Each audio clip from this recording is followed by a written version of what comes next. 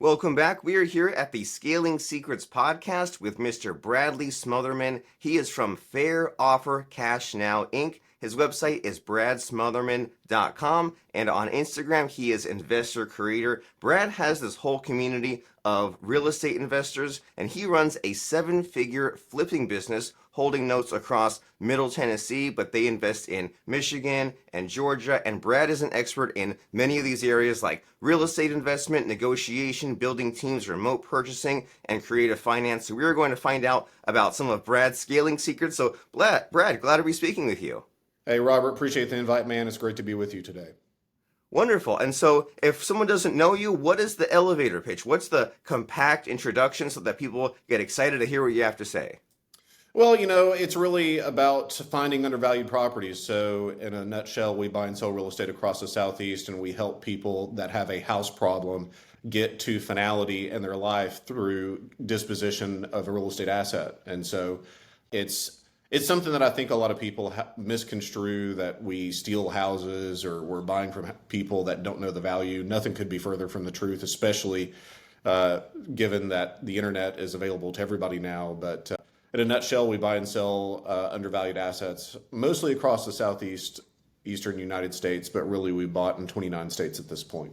Wonderful. And like you're saying, it is easy to have a lack of information and to fill it up with negativity and fill it up with all these things and say, well, just because I've only heard little pieces about this concept, then here's all these reasons why it will never work. And from what little I've heard about this sort of idea is that there are these homeowners who are stuck in one way or another, right? Like the network nearby has failed them. They are unhappy with their home in some situation. And then you hear about like you make all these phone calls, you do all this research, and then you just find just the right lead who needs help out of their situation. So is that on the right track, or like what is the journey that happens when you make these deals?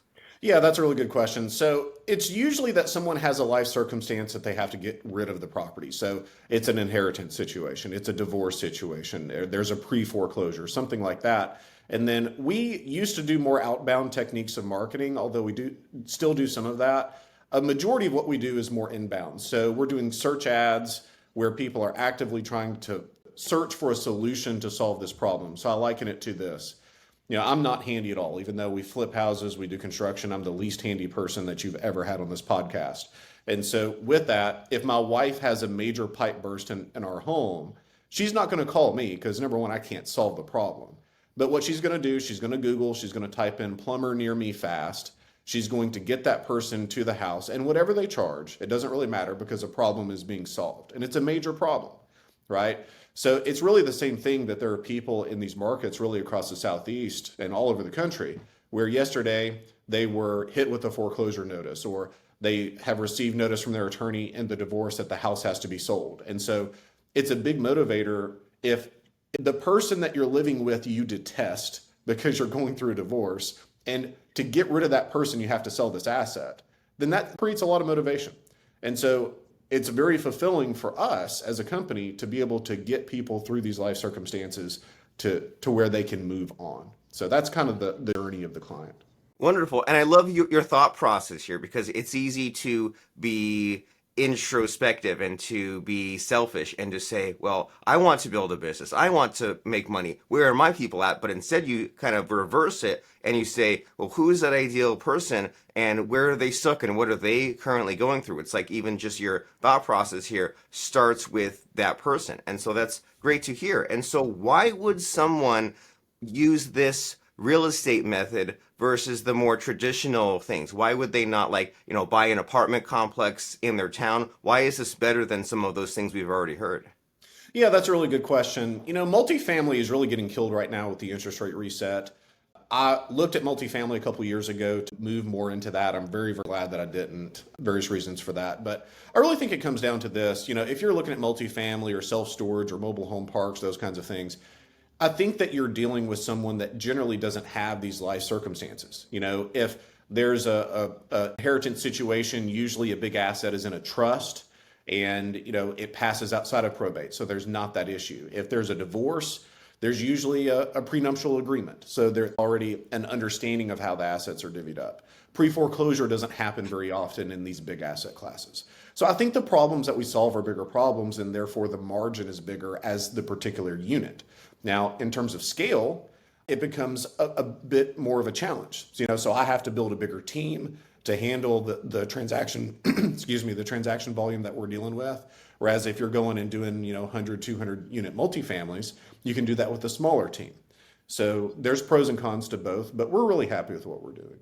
Wonderful. And I like your thought process here where instead of just giving up or saying, well, this doesn't work, you say, well, because this situation with the interest rates, this other method doesn't work, so we'll try this. And then that has its own set of difficulties. So then that means we need this size of a team. And so you mentioned that you used to do a lot of this outbound marketing, but then now you do some kind of search ads. So if someone is, say, going through this divorce and they need to get rid of the property and they're searching and they find you, like, what's the process there? Do they like fill in a landing page and there's a phone call? Like, how do they go from being a prospect to a buyer of yours? Yeah, that's a really good question. So one of the things that I see people really miss is, for search ads to work, we have to have first the right traffic. That's obvious, but then the conversion on page is very important. So the idea that we want to make it very clean, easy, obvious for what someone needs to do. So our conversion rate on our pages is between 15 and 20% conversion, sometimes higher, but 15 to 20%. And so somebody fills out a form. It's very clean, easy, obvious what they do on that page. And then we have what we call the triage call. So the triage call, we liken it to a nurse at the hospital that's deciding, hey, you've got blood coming from your neck. You need to go see a doctor immediately. So that means that, hey, we've identified that somebody has a major problem with their home and they need to move it. So they go to the next step. Or you have a fever and a limp, you're going to go back to the waiting room. And that's really identifying, is there a major problem that we can solve? And so it goes from triage call to what we call the perfect presentation. I'm not good enough to wing it. So I created a process around this, and then having that process and handing it off to other people and teaching them this process. And then at the end of the perfect presentation, we make a determination. Is this something that we can pay cash for? Is this something that's more creative finance? So either we're taking over a mortgage payment and leaving the loan in their name. That's called a subject to transaction. Or if we're in a situation where a lot of the time we're getting 0% financing. So I just bought a 7,500 square foot office building with 1.5 million in 0% money. And so this works with commercial assets, but it's tougher to find, right? So that's kind of the process. And then we go to contract, take it through due diligence. Because we're buying in multiple states, we rely on people on the ground, home inspectors, realtors, that kind of thing to help us determine value and condition. And then from there, we make a final determination. Does this make sense given all the data that we have to move forward with the purchase? Wonderful. So a logical step-by-step process that's laid out in these different manageable pieces so that way that you know where you are in this process. And so where can someone go wrong with this other than like a million different ways, right? Like if someone said, okay, cool, Brad told me a few things. I'm just going to go jump in and try this myself without your guidance and like your templates and some of these things that you said. If someone jumps in with some missing pieces, like where do you see people go wrong with this process? Yeah, well, I think it's two things. Number one, the first problem we have to solve is the marketing problem. So how do we get good deals in through the door so that we have inventory? And that's where I think most people in real estate get stuck, is they can't effectively create motivated seller lead flow. And then what I feel is more of a unconscious incompetent error, that they think that it's always the lead flow, but potentially it's the negotiation and deal structure side that people just don't understand. In other words, they have the leads that they could monetize, but they don't know how to do it. And I see that really more often than not. So that's the marketing problem. But once the marketing problem is solved, then the next problem comes, which is the fulfillment problem. So in other words, okay, we know how to effectively buy houses. The bigger problem is how to get those houses ready and dispoed, right? Because for us, this month, we're at 7.2 leads per contract, meaning if seven, let's just round up and say 8 people fill out a form on our website, we buy one house. Okay, so one person in acquisitions can really buy a house a day. Well, it's going to take far more people in dispo to sell a house a day, right?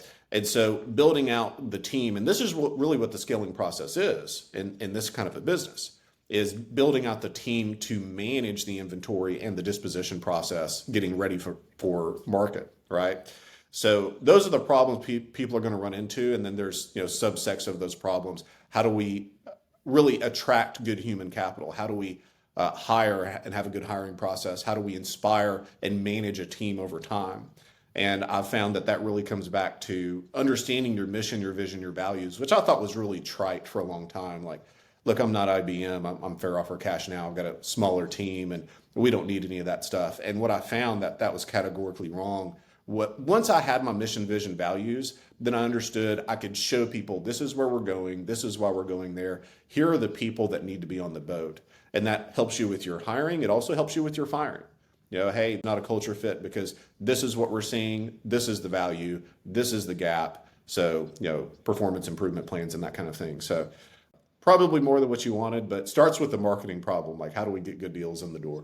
And getting an answer that's more than what I wanted is great because that means I can pick and choose what I want to go to next. So that's totally fine to have that sort of abundance. And so this idea of mission, vision, values, I kind of had the same mindset as you did when I was a lot younger. I thought, oh, this is like business speak. Like, didn't I see this scene in Jerry Maguire? Isn't it just a lot of like kind of like businessy MBA sort of fluff? But it does make a lot of sense, especially because a lot of what you've been talking about here, sure, there's like a lot of, work to be done, a lot of problems to be solved, but a lot of what you've been saying just comes down to your thinking and your imagination. Like you're mentioning like some of these KPIs, like, well, there's 7.2 leads for this, and even just your thought process of like the lead flow. And you say, well, this part, we could do this we could buy a house every day, but as far as the selling, that's where the bottleneck is. So it seems like there's just a lot to be done as far as just having this constant focus and constant thinking about the problem, and then this mission, vision, values. It seems like if you have those in place, then you can kind of apply it to a lot of these problems. Like if you're stuck, or if, like you said, if it's time to fire someone, then it can be clearer. So, I mean, tell me more about this mission, vision, values, and just like what it means to you and how we can set our thinking apart from the usual fluff. Yeah, man, that's great. So, this is how I was taught it, and I think that this is a good analogy. So you take like a 1400s boat going across the ocean blue. So the vision is where you're going, the mission is why you're going there, and then the values are who's on the boat. And so for us, what we found with a company, you get to a point where you can't get everybody in one room. You have a smaller office or whatever. It becomes really difficult to have culture, but the values really keep culture within a company. And so there have been times whenever I've had a decision to make, and it really goes back to, okay, well, what's the vision? Where are we going? Right? So as an example, I was thinking for a couple hours, like, do we need another company vehicle or not? Well, the answer today may be kind of a question for you. But if you look at your vision, this is where you're going, then obviously you're going to need that extra vehicle. So just buy it today. And that's kind of one example. Another example is whenever there are performance problems and we can say, hey, these are the 5 core values that we have as a company. This is what we're seeing in terms of your inputs. This is the gap. Here's your 30-day improvement plan. If this doesn't improve, then we have to let you go. Now, how can I help you succeed over the next 30 days? So it becomes an us versus them type mentality, not, hey, pointing the finger, here's 10 things you're doing wrong. Like, help me help you. You know what I mean? So, going back to Jerry Maguire, like, help me help you through this process. And so without the mission, vision, values, we wouldn't be able to do that, right? We have to, and this is one thing that I've seen running a company at this point, is that people want to know where they're going and they want to know where they're messing up. I think the worst thing that you can do for your team is to not give them critical feedback. If somebody knows that they're dropping the ball, they know it. And then they feel guilt, and then they're wondering what you're thinking. But if you tell them, hey, I noticed that you dropped the ball here. It's not a major issue. Let's just improve this. It creates a lot of comfort within a company. I think the worst thing that you can do is just not tell them anything. It's a lot to navigate where if you wait until it's too late and it's catastrophic failure, then you should have said something earlier. But then if you say something too soon, then maybe you're being a nag. But if you can kind of have that nuance and say, okay, well, you're messing up and I just want to bring this to your attention. That's kind of an easy way to go about things. And just in my head, it gets back to the thinking idea of just like, well, we need to be kind of focusing on our business and to be just rethinking these problems over and over. Do we need that company car? Are we stuck with this other situation? And so yeah, so as far as you hiring people and hiring a team, like this huge problem is kind of letting go of your ego, right? And saying, well, I can't do everything myself because there's not enough time. And also, I know that I don't do all these things very well. Even at the beginning, you mentioned about like if there's that burnt pipe, you need people to do the work. It takes a village. But then we all come across these just all these other mental problems, right? As far as like handing off the work to someone and having that trust and then monitoring them. So have you come across any sort of difficulties in building these teams and hiring these people and getting it figured out? I mean, tell me about some of your missteps. Man, the reason that we're good at it today is we learned everything of what not to do first. So the problem with real estate investing, man, is there's a lot of people that teach how to do another deal, how to do some marketing, and there's conflicting information, but I don't know anybody that teaches how to scale. Because very few people actually do it, and it's very easy to have a great income in real estate and do 5, 6, 7 transactions a year. And that's something that the average person can do as a solopreneur. But last month we bought 28. So there's no way for us to do that. Right. And so, it really comes down to, in terms of the hiring process, my wife doesn't like the word poach, but we poach often. So we have recruiters full time that go on LinkedIn, send the messages to competitors and their people. And it's very, very rare that we hire someone that isn't employed. So, I mean, I think that there's exceptions, but the general rule for us is that if you're unemployed, especially in this job market, like there's probably a reason. So it's very rare that we hire someone that just straight on unemployed. Most of the time they're working for a competitor or a complementary company, such as an accounting firm or something like that, to where, if we need a bookkeeper, they don't have to be at a competitor. They could be at a public CPA firm, and we people in from there. But I think the first thing is you need a process to bring good human capital in. And we found that having recruiters go after people as opposed to waiting for good applications to come in on a job board is very, very important. And then having a set process for interviews, having a good process for interview questions, talking about mission values, and then really pouring into that person the first 30 days. So we want to do one-on-ones with that new hire every day for 30 days, because the training thing is something that I think a lot of people that are going from solopreneur to a team really, really up, and they take for granted that they know everything and that they've done everything. But one misconception that I found is, and I used to think this, it's like, well, nobody's going to care about my company like I am. And that may be true, but what I found is that there are people that are so much better at the things, like their individual specialist tasks than I am, that they could care 80% as much as I do and still do a better net job. So the life of an entrepreneur in most businesses, you're the CEO, you're the chief everything officer, you're doing everything. Well, you're in a position where you're doing everything, but there are things that you don't enjoy as much. And so you're not going to be as good at those things. And so even if you bring somebody on that is, they don't care as much as you do because it's a job, not their company, or, I think that it's a really big misconception and a huge ego play for people to say, well, nobody can do it like I can. Like, I promise you they can. There's literally nobody in the company that's not better at their task than I am, even though it's my company. And that just means that we were good at hiring and putting people in place and then getting rid of people quickly. Usually you're going to know within 30 days. And I think it really comes down to, are people coachable? Are they putting in the effort? Are they a culture fit?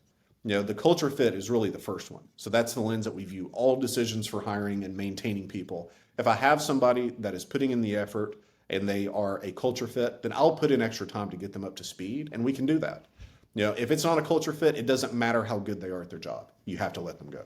This is all a lot to take in, but that's good. And it's been extremely helpful to get this glimpse, this window into just, there's been so much of your thought process here, just as far as you being like process oriented and even down to the interview, right? And even down to the onboarding in this kind of 30-day initial task and in the right people, which a lot of people pay lip service to that idea, but you actually do it. You actually have the recruiter and you go on LinkedIn and you find these people that are already employed. So that way you can replace yourself, but better, because it seems like that's the real problem, right? When someone's this chief everything officer and they have all these different tasks and they try to offload the tasks.